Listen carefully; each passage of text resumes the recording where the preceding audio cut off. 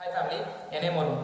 நம்ம எல்லாருமே flight travel அப்படிங்கிற ஒரு விஷயத்தை எக்ஸ்பீரியன்ஸ் பண்ணியிருப்போம். அப்படி ட்ராவல் பண்ணும்போது ஒரு நல்ல ஹைட்டில் ஃப்ளைட்டில் போயிட்டு இருக்கப்போ சடனாக ஏதோ ஒரு இஷ்யூ நடக்குது. நம்ம மட்டும் ஃப்ளைட்லேருந்து அப்படியே ஃப்ரீ ஃபால் கீழே அப்படியே விழுந்துட்டு இருக்கோம். அப்படின்னா எப்படி இருக்கும்? அப்படி விழுகிற இடம் ஒரு அமேசான் ரெயின் ஃபாரஸ்ட்டாக இருந்தால் நம்மளோட தாட்ஸ் எப்படி இருக்கும்?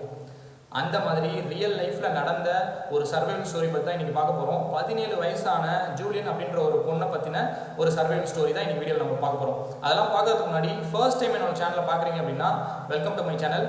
மறக்காமல் சேனலை சப்ஸ்கிரைப் பண்ணிக்கோங்க. அது மட்டும் இல்லாமல் பக்கத்தில் இருக்கிற பெல் ஐக்கானையும் ப்ரெஸ் பண்ணிக்கோங்க. அப்போ தான் என்னோட வீடியோ நோட்டிஃபிகேஷன் உங்களுக்கு ரீச் ஆகும். இப்போது ஜூலியன் அப்படின்ற பொண்ணோட சர்வைவல் ஸ்டோரி நம்ம பார்க்கலாம்.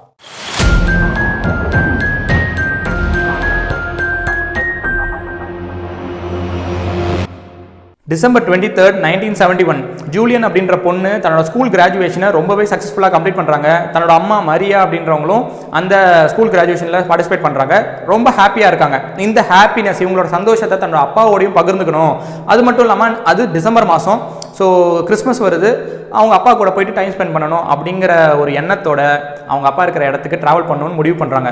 ஆனால் அன்றைக்கி தெரியாது, அதுக்கு அடுத்து வரக்கூடிய 2 வாரங்கள் தன்னோட வாழ்க்கையை மொத்தமாக புரட்டி போட போகுது அப்படிங்கிற விஷயம் அவங்களுக்கு தெரியல. இதெல்லாம் தெரியாமல் ஃப்ளைட்ஸ் செக் பண்ணுறாங்க. அப்படி ஃப்ளைட்ஸ் செக் பண்ணும்போது ஒரு ஃப்ளைட்டில் கூட இவங்களுக்கு சீட்டு கிடைக்கவே இல்லை. ஏன்னா அது ஒரு ஹாலிடே சீசன், எல்லா ஃப்ளைட்ஸுமே ஆல்ரெடி புக் ஆகிருக்கு. ஆனால் வேறு வழி கிடையாது, இன்னுமே செக் பண்ணிட்டு இருக்காங்க. அப்படி செக் பண்ணும்போது லான்ஸா அப்படின்ற ஒரு ஏர்லைனில் இவங்களுக்கு ஃப்ளைட் 508ல் 2 சீட்டு கிடைக்குது. ரொம்பவே சந்தோஷமாயிடுறாங்க. ஆனால் அந்த ஏர்லைனை பற்றி ஒரு பேடான ரெப்யூட்டேஷனும் இருக்குது, ஒரு மோசமான விஷயங்கள் நடந்திருக்கு. ஆல்ரெடி 1959லையும் சரி 1968லையும் சரி 2 கிராஷ் நடந்திருக்கு. அவங்களோட ஏர்லைனில் 2 கிராஷ் நடந்திருக்கு. ஆனால் இவங்களுக்கு வேறு வழியே கிடையாது இல்லையா, எப்படியோ ட்ராவல் பண்ணணும்னு முடிவு பண்ணிட்டாங்க. அதனால் அந்த இடத்துல டிக்கெட்ஸ் வாங்கிடலாம் அப்படின்னு சொல்லிட்டு முடிவு பண்ணுறாங்க. அது மட்டும் இல்லாமல் அந்த இவங்க இருக்கக்கூடிய இடமும் பெரு அப்படின்ற ஒரு இடம் தான். பெருவில் லிமா ஏர்போர்ட் அப்படின்ற இடத்துல இருந்தால் இவங்க வந்து அவங்களோட ஜேர்னி ஸ்டார்ட் ஆக போகுது.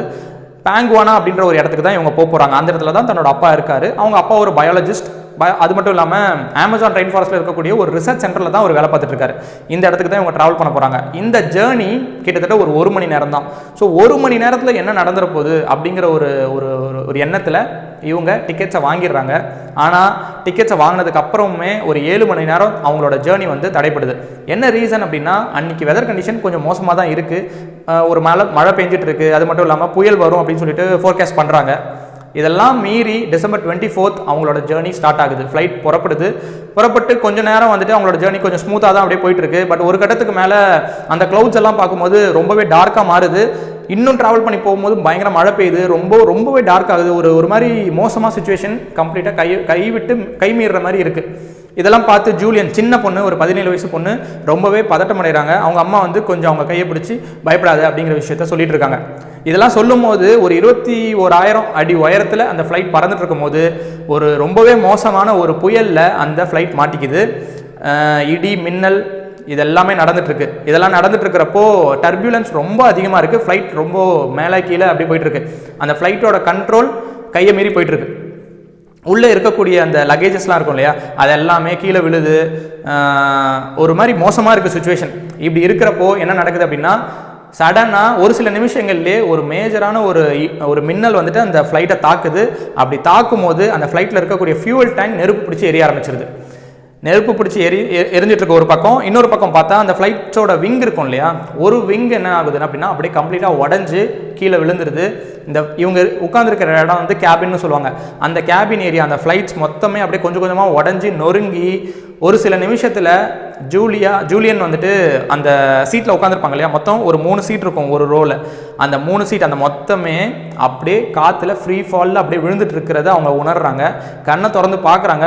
பார்த்தா 10,000 அடி உயரத்துலேருந்து இவங்க மட்டும் தன்னந்தனியாக அது அப்படியே வானத்தில் கீழே விழுந்துட்டு இருக்காங்க. அவங்களுக்கு கேட்கக்கூடிய ஒரே சத்தம் என்னென்னா, காற்றோட சத்தம் மட்டும்தான் அவங்களுக்கு கேட்குது. கீழே அப்படியே ரொம்ப வேகத்தில் போயிட்டு இருக்காங்க. அப்படி போகும்போது இவங்களுக்கு மயக்கம் வந்துடுது, மயங்கிடுறாங்க. ஒரு 24 மணி நேரம் கழித்து அவங்க முழிச்சு பார்க்குறாங்க. அப்படி முழிச்சு பார்க்கும்போது அவங்களுக்கு தோன்ற முதல் விஷயம் என்னென்னா, இந்த கிராஷை நான் சர்வை பண்ணிட்டேன், தப்பிச்சிட்டேன்டா, உயிர் பிழைச்சிட்டேன்டா அப்படின்னு சொல்லிட்டு ஒரு சந்தோஷம் இருக்குது. அந்த சந்தோஷம் ரொம்ப நேரம் இல்லை. சுற்றி பார்க்குறாங்க. பார்த்தா அவங்க அம்மாவை தான் முதல்ல தேடுவாங்க இல்லையா, அவங்க அம்மா அந்த இடத்துல பகுதியில் யாருமே இல்லை. இவங்க தப்பிச்சதுக்கு ஒரு மெயினான ரீசன் என்ன அப்படின்னா, அவங்க சீட் பெல்ட் போட்டிருந்தாங்க. மற்றவங்கலாம் போட்டிருந்தாங்களா இல்லையா அப்படின்றது தெரியல. மொத்தம் அந்த ஃப்ளைட்டில் 91 பேசஞ்சர்ஸ் இருந்திருக்காங்க. வேறு யாருமே அவங்க பக்கத்தில் இல்லை. ஜூலியா மட்டும்தான் அந்த இடத்துல இருக்காங்க. ஸோ எந்திரிச்சு பார்த்தோன்னே வேறு யாரும் நம்மளை காப்பாற்ற வர போகிறதில்ல, இந்த இடத்துல நம்ம நகர்ந்து போயே ஆகணும் அப்படின்ற ஒரு எண்ணத்தில் எந்திரிக்க முயற்சி பண்ணுறாங்க. பார்த்தா ரொம்பவே உடம்புலாம் வலிக்க ஆரம்பிக்குது.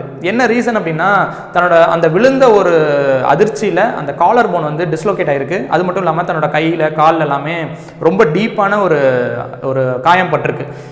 பட் ரொம்ப சீரியஸான காயம் கிடையாது. பட் கிழிச்சிருக்கு, அந்த மரத்தெல்லாம் தாண்டி தானே வந்திருப்பாங்க, அதனால் கிழிச்சிருக்கு. பட் அவங்க டிசைட் பண்ணிடுறாங்க, இந்த இடத்துலேருந்து நம்மளை யாரும் காப்பாற்ற போகிறதில்ல, நம்ம தான் நம்மளை காப்பாற்றிக்கணும் அப்படின்னு சொல்லிட்டு தனக்கு தானே ப்ராமிஸ் பண்ணிக்கிறாங்க. நான் எப்படியும் உயிர் வாழ்வேன், சர்வைவ் பண்ணுவேன் இந்த விஷயத்தை அப்படின்னு சொல்லிட்டு மேலே பார்க்குறாங்க. பார்த்தா ஒரு ஃப்ளைட்லாம் அங்கே போயிட்டுருக்கு. ஏன்னா இந்த கிராஷ் நடந்துருச்சு, ஃப்ளைட் 508 வந்து ஒரு விபத்தில் மாட்டிச்சு அப்படின்னு சொல்லிட்டு அந்த ரெஸ்கியூ பண்ணுறதுக்காக மற்ற ஃப்ளைட்ஸ்லாம் அந்த தேடிட்டு இருக்கு. ஆனால் இந்த ஃப்ளைட் விழுந்த இடம் பார்த்தீங்கன்னா Amazon rain forest. Amazon rain ஃபாரஸ்ட்டை பற்றி சொல்லணும் அப்படின்னா ரொம்பவே அடர்த்தியான ஒரு ஃபாரஸ்ட் தான் இது. சொல்லப்போனால் மழை பெஞ்சாலே அந்த மழை தண்ணி வந்துட்டு தரையை தொடுறதுக்கே ஒரு சில மணி நேரம் ஆகும்னு சொல்லுவாங்க.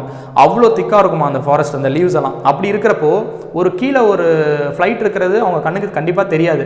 ஃப்ளைட்டே தெரியாதப்போ ஒரு ஜூலியன்ற ஒரு பொண்ணு, ஒரே ஒரு மனுஷன் எப்படி அவங்க கண்ணுக்கு தெரிய போகுது அப்படின்ற ஒரு எண்ணத்தில் அந்த இடத்துல மூவ் பண்ணணும்னு நினைக்கிறாங்க. ஆனால் இவங்க கிட்ட ஒரே ஒரு செருப்பு தான் இருக்குது. அவங்க ஒரு ஷூஸ் போட்டிருந்தாங்க. அந்த விழும்போது ஒரு ஷூ எங்கேயோ விழுந்துருது, காலில் ஒரே ஒரு ஷூ தான் இருக்குது. இது இருக்குது. வேறு என்ன பண்ணுறாங்கன்னா, பசிக்கும் இல்லையா, கண்டிப்பாக பசிக்கும், தண்ணிலாம் தேவைப்படும். ஏன்னா எத்தனை நாள் அவங்க அந்த காட்டில் இருக்க போகிறாங்கங்கிற விஷயம் அவங்களுக்கே தெரியல. அதனால் தேடி பார்க்குறாங்க. பக்கத்தில் ஒரு பேக்கில் கொஞ்சம் சாக்லேட்ஸ் இருக்குது. சரின்னு சொல்லிட்டு சந்தோஷம் தான் அப்படின்னு சொல்லிட்டு அந்த பேக்கை எடுத்துக்கிறாங்க. பார்த்தா கொஞ்சம் நேரத்தில் ஒரு சத்தம் கேட்குது, தண்ணி ஊற்றுற மாதிரி ஒரு சத்தம். போய் பார்க்குறாங்க. பார்த்தா ஒரு சின்ன ஒரு நீரோட மாதிரி தெரியுது. ஸோ குடிக்கிறதுக்கு தண்ணி, எந்த பிரச்சனையும் இல்லை, இது எல்லாமே அவங்களுக்கு கிடச்சிருது. அது மட்டும் இல்லாமல் அவங்க அப்பா ஆல்ரெடி பயாலஜிஸ்ட்னு சொல்லியிருக்கேன் இல்லையா, சின்ன வயசில் அவங்க அப்பா கூட ஒரு 1.5 வருஷம் வந்துட்டு எப்படி இந்த மாதிரியான ரெயின் ஃபாரஸ்ட்லலாம் கொஞ்சம் சர்வை பண்ணுறது அப்படின்னு சொல்லிட்டு ரெயின் ஃபாரஸ்ட்டை பற்றி ஒரு சில விஷயங்களை அவங்க கற்றுருக்காங்க. அந்த நாலேஜை வச்சுட்டு இப்போது இவங்க சர்வை பண்ணலாம், இந்த இடத்துல ட்ராவல் பண்ணலாம் அப்படின்னு முடிவு பண்ணுறாங்க. அதில் ஒரு இம்பார்ட்டண்ட்டான நாலேஜை இவங்க யூட்டிலைஸும் பண்ணுறாங்க. அது என்ன அப்படின்னா, சப்போஸ் ஒரு நீரோடைய நீ பார்க்குறேன்னா அந்த நீரோட என்ன டைரெக்ஷனில் போதோ அந்த டைரெக்ஷன்லேயே நீயும் நடந்து போ. அது ஏதோ ஒரு இடத்துல போய் ஒரு பெரிய ஆறாக மாறும். அப்படி மாறும்போது அந்த இடத்துல கண்டிப்பாக மனுஷங்க வாழ்வாங்க அப்படின்ற விஷயத்த அவங்க அப்பா சொல்லி கொடுத்துருக்காரு. இந்த விஷயத்தை இம்ப்ளிமெண்ட் பண்ணலான்னு சொல்லிட்டு நடக்க ஆரம்பிக்கிறாங்க. ஆனால் நடக்கணும் அப்படின்னா, ஒரு காட்டுக்குள்ளே நடக்கணும் அப்படின்னா எவ்வளோ டேஞ்சர் இருக்கும் அப்படின்னு சொல்லிட்டு இமேஜின் பண்ணி பாருங்கள்.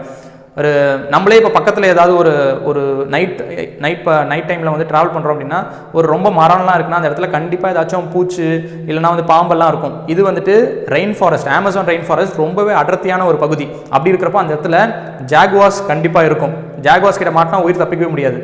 அடுத்து முதலைங்க இருக்கிறதுக்கு வாய்ப்பு இருக்குது. தண்ணி பகுதினா முதலைங்க இருக்கிறதுக்கு வாய்ப்பு இருக்குது.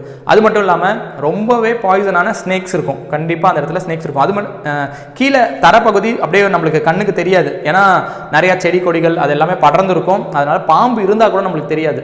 ஸோ ஜூலியன் என்ன பிளான் பண்ணுறாங்க அப்படின்னா, அவங்கக்கிட்ட ஒரு ஷூ இருக்கு இல்லையா, அந்த ஷூவை தூக்கி கொஞ்சம் முன்னாடி போடுறாங்க. அப்படி போடும்போது ஒரு சத்தம் அந்த இடத்துல கிரியேட் ஆகும். அதனால் அங்கே சப்போஸ் ஏதாவது பாம்பு இருக்குது, ஏதாவது பூச்சி இருக்குது அப்படின்னா அதெல்லாம் நகர்ந்து போயிடும் அப்படின்னு பிளான் பண்ணி தூக்கி போடுறாங்க. மறுபடியும் அந்த இடத்துக்கு கொஞ்சம் நடந்து போகிறாங்க. அதுக்கப்புறம் மறுபடியும் தூக்கி போடுறாங்க, நடந்து போகிறாங்க. இப்படி தான் அவங்களோட ஜேர்னி ஸ்டார்ட் ஆகுது. அவங்களோட பாதை ரொம்ப ஈஸியாலாம் இல்லை. ஏன்னா காட்டுப்பகுதி அப்படின்னா பயங்கரமான பெரிய பெரிய பாறைகள், மண், அதுக்கப்புறம் ரொம்ப அடர்த்தியான செடி கொடிகள், வேரெல்லாம் ரொம்ப கண்ணாபிரான் வளர்ந்துட்டு இருக்கும். இதெல்லாம் தாண்டி தான் அவங்க நடந்து போகணும். இது மட்டும் இல்லாமல் 3 மேஜரான அவங்க பிரச்சனையை ஃபேஸ் பண்ணுறாங்க. ஒன்று, பகல் நேரத்தில் பயங்கரமான சூரியன் இருக்கும். ஸோ வெயில் ரொம்ப அதிகமாக இருக்கும். அதில் அவங்க உடம்பு ரொம்பவே வாடுது. நைட் டைமில் பயங்கரமான குளிர். ஏன்னா அவங்க போட்டிருக்கிறதோ ஒரு ஷார்ட் ஸ்கர்ட் தான் போட்டிருக்காங்க, அதுவுமே ஸ்லீவ்லெஸ் தான். அதனால் நைட் டைம்ஸில் பயங்கரமாக குளிரில் ரொம்ப கஷ்டப்படுறாங்க. இது மட்டும் இல்லாமல் அது ரெய்னி சீசன், அவங்க விழுந்தது ஒரு ரெய்னி சீசன். ஸோ பெருசாக பழங்கள்லாம் இருக்காது. அதனால் பசியிலையும் ரொம்ப வாடுறாங்க. தங்கிட்ட இருக்கிறதோ கொஞ்சம் சாக்லேட்ஸ் தான், அதை வச்சு ரொம்ப நாள்லாம் உயிர் வாழ முடியாது. அதனால் பசி, இந்த 3 விஷயம் இதெல்லாம் ஃபேஸ் பண்ணிகிட்டு இருக்காங்க. இதை ஃபேஸ் பண்ணும்போது அந்த நீரோட வந்து கொஞ்சம் கொஞ்சமாக ஒரு பெரிய ஒரு ரிவராக அப்படியே மாறுது. அப்படி மாறும்போது அவங்களுக்கு கொஞ்சம் மனசில் சந்தோஷம். ஏன்னா அவங்க அப்பா சொல்லி கொடுத்துருக்காங்க, அது வந்து ஒரு பெரிய ரிவராக மாறுதுன்னா பக்கத்தில் வந்துட்டு கண்டிப்பாக மக்கள் இருப்பாங்க அப்படின்னு சொல்லிட்டு. ஸோ மக்களை தேடுறாங்க. பட் ஆனால் அந்த இடத்துல மக்கள் யாருமே அவங்க கண்ணுக்கு தெரியல. அதனால் இவங்க அந்த இடத்துலேயே இல்லை, நம்ம மூவ் பண்ணி போகணும், அடுத்து இன்னுமே ட்ராவல் பண்ணணும் அப்படின்னு சொல்லிட்டு ட்ராவல் பண்ணணும்னு யோசிக்கிறாங்க. ஆனால் உடம்புல சக்தி இல்லை ட்ராவல் பண்ணுறதுக்கு. அதனால் கொஞ்சம் தண்ணி ஆழமாக இருக்கு இல்லையா, நீந்தி போகலாம் அப்படின்னு சொல்லிட்டு முடிவு பண்ணி நீந்த ஆரம்பிக்கிறாங்க. மனசுக்குள்ளே ப்ரே பண்ணிக்கிறாங்க, இந்த இடத்துல முதல்ல எதுவும் வந்துடக்கூடாது அப்படின்னு சொல்லிட்டு ப்ரே பண்ணிக்கிட்டு நீந்துறாங்க. கிட்டத்தட்ட ஒரு நாள் நீந்தினதுக்கப்புறம் உடம்புல இருக்கிற மொத்த தெம்புமே போயிடுது. அன்னைக்கு நைட் டைம் மட்டும் அங்கேயே ஸ்பெண்ட் பண்ணலாம் அப்படின்னு சொல்லிட்டு தூங்க ஸ்டார்ட் பண்ணுறாங்க. ஆனால் தூங்குறதுங்கிறது வந்துட்டு ஒரு காட்டுக்குள்ளே தூங்குறதுன்னு சாதாரண விஷயம் கிடையாது. ஏன்னா ஒரு இடத்துல நம்ம நிற்கிறோன்னா கண்டிப்பாக அந்த இடத்துல பூச்செல்லாம் நிறைய வர ஆரம்பிச்சிடும். அது மட்டும் இல்லாமல் அவங்க கையில் காலில் பயங்கரமாக அடிபட்டிருக்கு. இந்த இடத்துல பூச்செல்லாம் வந்து கடிச்சோன்னே அவங்களோட காயம் இன்னும் ரொம்ப அதிகமாக ஆரம்பிக்குது. ரொம்ப கஷ்டப்படுறாங்க, அந்த நைட்டு அங்கே ஸ்பெண்ட் பண்ணுறதுக்கு ரொம்ப கஷ்டப்படுறாங்க. திடீர்னு ஒரு 10 நாள் இப்படியே ஓடிட்டுருக்கு. 10வது நாள் ஒரு போட்டை அவங்க கண்ணுக்கு தெரியுது. அதை பார்த்தோன்னே இவங்களுக்கு முதல்ல ஷாக் தான் வராங்க. ஏன்னா காட்டில் நடுவில் சடனாக என்னடா போட்டு அப்படின்னு சொல்லிட்டு நம்ம ஹலூசினேஷன் தான் நம்மளுக்கு நடக்குது. ஹலூசினேஷன்னா இல்லாத ஒரு விஷயத்தில் இருக்கிற மாதிரி நம்ம இமேஜின் பண்ணிப்போம். அதுதான் அந்த மாதிரி தான் நம்ம நினச்சிக்கிறோம். நம்ம இப்போ தப்பிக்கணும்னு நினைக்கிறோம், அதனால அந்த இடத்துல போட் இருக்க மாதிரி நம்ம கண்ணுக்கு தெரியுது போல அப்படின்னு சொல்லிட்டு கண்ணை கசக்கிட்டு பார்க்குறாங்க. உண்மையாகவே அந்த இடத்துல ஒரு போட் இருக்குது. இன்னுமே அவங்களுக்கு நம்பிக்கை வரல. பக்கத்தில் போய் தொட்டு பார்க்குறாங்க. கடைசியில் கன்ஃபார்ம் பண்ணிடுறாங்க அது போட்டு தான் அப்படின்னு. அவங்களுக்கு ரொம்ப சந்தோஷமாயிடுது. அந்த போட்டில் ஏறி அந்த தண்ணி எங்கே போதோ அந்த இடத்துல போயிட்டே இருக்காங்க. ஒரு கட்டத்துக்கு மேலே பார்த்தா ஒரு குடிசை தெரியுது. அந்த குடிசைக்கு யாராச்சும் இருப்பாங்கன்னா குடிசையில் யாருமே இல்லை, தன்னந்தனியாக ஒரு குடிசை இருக்குது. குடிசைக்குள்ளே போயிட்டு பார்க்குறாங்க என்ன இருக்குது அப்படின்னா, அந்த இடத்துல வந்துட்டு அந்த போட்டில் போடுற மாதிரியான ஒரு மோட்டார் இருக்குது. அது மட்டும் இல்லாமல் அந்த ஃபியூவல் இருக்குது, கொஞ்சம் கேஸோலைன் அது அந்த இடத்துல ஒரு ட்ரம்மில் வச்சுருக்காங்க. இது பார்த்தோன்னே கண்டிப்பாக இந்த இடத்துல மக்கள் இருப்பாங்கன்ற ஒரு தெம்பு கிடைக்குது. பட் அவங்க கையில் இருக்கக்கூடிய அந்த காயம் ரொம்ப மோசமாக மாறிடுது. ஏன்னா 10 நாள் ஒரு டீப்பான ஒரு கட் தான். 10 நாள் ஆனோன்னே ட்ரீட்மெண்ட்டே இல்லாமல் 10 நாள் அந்த இடத்துல வச்சுட்ருக்கோம் அப்படின்னா அதில் புழுலாம் வர ஆரம்பிக்கும். ஸோ இவங்களுக்கும் புழுலாம் வர ஆரம்பிக்குது. ஆனால் அந்த புழுவை எடுக்கிறதுக்கு அவங்க பிளான் பண்ணுறாங்க. என்னென்னா சின்ன வயசில் அவங்க அப்பா கற்றுக் கொடுத்த ஒரு விஷயம் என்ன கற்றுக் கொடுத்துருக்காருன்னா, தான் வீட்டில் ஒரு நாய் இருக்குது, அந்த நாய்க்கு அடிப்படுது, அதே மாதிரி புழுக்கள் அந்த நாயோட காயத்தில் வருது. அதுக்கு அவங்க அப்பா என்ன பண்ணுறாருன்னா வீட்டில் இருந்த கெரோசினை அந்த காயத்தில் ஊற்றுனோன்னே அந்த புழுக்கள்லாம் அதுலேருந்து வெளியே வருது. ஸோ இதே விஷயத்தை நம்மளும் பண்ணலான்ட்டு அங்கே இருந்த கேஸ்லைன் எடுத்து இவங்களோட அந்த காயத்துலையும் ஊற்றுனோன்னே அந்த வலி இன்னுமே ரொம்ப ரொம்ப அதிகமாக ஆரம்பிக்குது. வலியில் ரொம்ப கஷ்டப்படுறாங்க.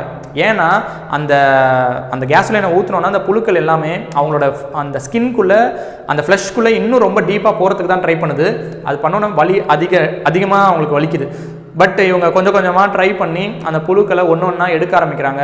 மொத்தமாக அவங்களோட காயத்துலேருந்து 30 புழு எடுக்கிறாங்கன்னா பார்த்துக்கோங்க. ஒரு 17 வயசு பொண்ணு எவ்வளோ கஷ்டப்பட்டிருக்கு அப்படின்னு இமேஜின் பண்ணி பாருங்கள்.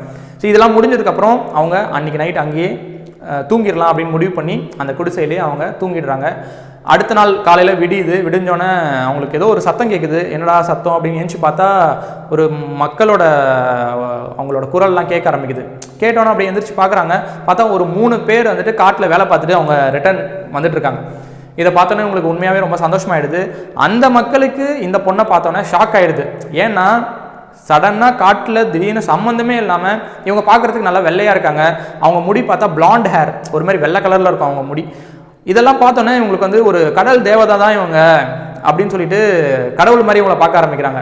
பட் இவங்க நடந்த விஷயம் எல்லாத்தையுமே சொல்கிறாங்க. இந்த மாதிரி நான் இந்த ஃப்ளைட்டில் ட்ராவல் பண்ணேன், இந்த மாதிரி கிராஷ் ஆகிடுச்சு, நான் இத்தனை நாள் கஷ்டப்பட்டு இங்கே வந்திருக்கேன் அப்படின்ற விஷயத்தெல்லாம் சொன்னோன்னே அவங்களோட காயத்துக்கு வந்துட்டு மருந்து போடுறாங்க. அவங்களுக்கு சாப்பிட்றதுக்கு சாப்பாடு எல்லாமே கொடுத்து அவங்கள கொஞ்சம் நல்லா பார்த்துக்கிறாங்க. அடுத்த நாள் காலையில் ஒரு போட்டில் கொண்டு போய் பக்கத்தில் இருக்கக்கூடிய ஒரு லோக்கல் பைலட் கிட்ட கொடுக்குறாங்க. அவர் அந்த இடத்துலேருந்து கொண்டு போய் ஒரு ஹாஸ்பிட்டலில் அவங்கள சேர்த்து விடுறாரு. அந்த ஹாஸ்பிட்டலில் என்ன நடக்குது அப்படின்னா, இவங்களுக்கு பக்காவாக அடிப்பட்டதுக்கு எல்லாமே ட்ரீட்மெண்ட்லாம் கொடுக்குறாங்க. தன்னோட அப்பாவுக்கும் வந்துட்டு சொல்லிவிடுறாங்க. அவங்க அப்பா கிட்டத்தட்ட ஒரு 10-12 நாளைக்கு அப்புறம் தன்னோட பொண்ணை பார்க்குறாரு. அந்த கிராஷுக்கு அப்புறமா உயிர் பழைச்சிருக்காங்க அப்படின்னு பார்த்தோன்னே நிஜமே ரொம்ப சந்தோஷப்பட்டு 2 பேரும் ஒன்று சேர்றாங்க. சேர்ந்ததுக்கப்புறம் அங்கே இருக்கக்கூடிய அந்த சயின்டிஸ்ட் ஆகட்டும், அந்த போலீஸ், இவங்களுக்கு எல்லாருக்குமே எந்த இடத்துல ஆக்சிடென்ட் நடந்துச்சு, அந்த ஏர்கிராஃப்ட் எங்கே இருக்குங்கிற விஷயத்த சொன்னோன்னே இவங்க எல்லாமே போயிட்டு அந்த டெட் பாடிஸ் எல்லாத்தையுமே கொண்டு வராங்க. தன்னோட அம்மா எங்கே அப்படின்னு தேடிட்டு இருந்தாங்க இல்லையா, அப்படி தேடிட்டு இருக்கிறப்போ அந்த பாதையில் அவங்க நடந்து வந்த பாதையில் ஒரு 3 டெட் பாடியும் அவங்க பார்க்குறாங்க. அப்படி பார்க்கும்போது தன்னோட அம்மாவாக இருந்துடக்கூடாது அப்படின்னு சொல்லிட்டு அந்த டெட் பாடிஸ் எல்லாம் ஒரு கொம்பு ஒரு குச்சி வச்சு தள்ளி பார்க்குறாங்க. அப்படி தள்ளி பார்க்கும்போது அந்த இடத்துலையும் அவங்க அம்மா இல்லை. ஏன்னா அவங்க அம்மா வந்துட்டு நெயில் பாலிஷ்லாம் வந்துட்டு யூஸ் பண்ண மாட்டாங்க. பட் அந்த இதில் வந்துட்டு டெட் பாடியில் நெயில் பாலிஷ் இருந்திருக்கு. ஸோ அதனால் தன்னோட அம்மா இல்லை அப்படின்னு முடிவு பண்ணி இப்போது ஹாஸ்பிட்டலில் வந்திருக்காங்க. இந்த போலீஸ் எல்லாம் போயிட்டு செக் பண்ணுறப்போ கிட்டத்தட்ட ஒரு ஜூலை 12ஆம் தேதி அவங்க அம்மா அந்த டெட் பாடிஸோட உயிரோட அந்த இடத்துல இருந்திருக்காங்க. அவங்க அம்மாவும் இந்த கிராஷை சர்வைவ் பண்ணியிருக்காங்க அப்படின்றது தான் அவங்களுக்கு ஜூலியனுக்கும் அவங்க அப்பாவுக்கும் பின்னாடி தெரிஞ்சுது. அவங்களையுமே ஹாஸ்பிட்டல் அட்மிட் பண்ணுறாங்க. அட்மிட் பண்ணி கொஞ்சம் ட்ரீட்மெண்ட்லாம் போயிட்டுருக்கு. ட்ரீட்மெண்ட் பெருசாக பயன் இல்லாமல் அவங்க அம்மா இறந்து போயிடுறாங்க. இதுதான் 17 வயசான ஜூலியன் அப்படின்ற பொண்ணோட சர்வைவல் ஸ்டோரி. இந்த வீடியோ எப்படி இருந்துச்சு அப்படின்னு சொல்லிட்டு உங்களோட கமெண்ட்டை, உங்களோட ஃபீட்பேக்ஸை கமெண்ட்டில் போடுங்க, ஷேர் பண்ணுங்கள். வீடியோ பிடிச்சிருந்துச்சுன்னா ஒரு லைக் போட்டு சப்போர்ட் பண்ணுங்கள். இதே போல் இன்னொரு வீடியோவோட நாளைக்கு உங்களை மீட் பண்ணுறேன். அது வரைக்கும் ஸ்டே சப்ஸ்கிரைப். தேங்க்ஸ் ஃபார் வாட்சிங்.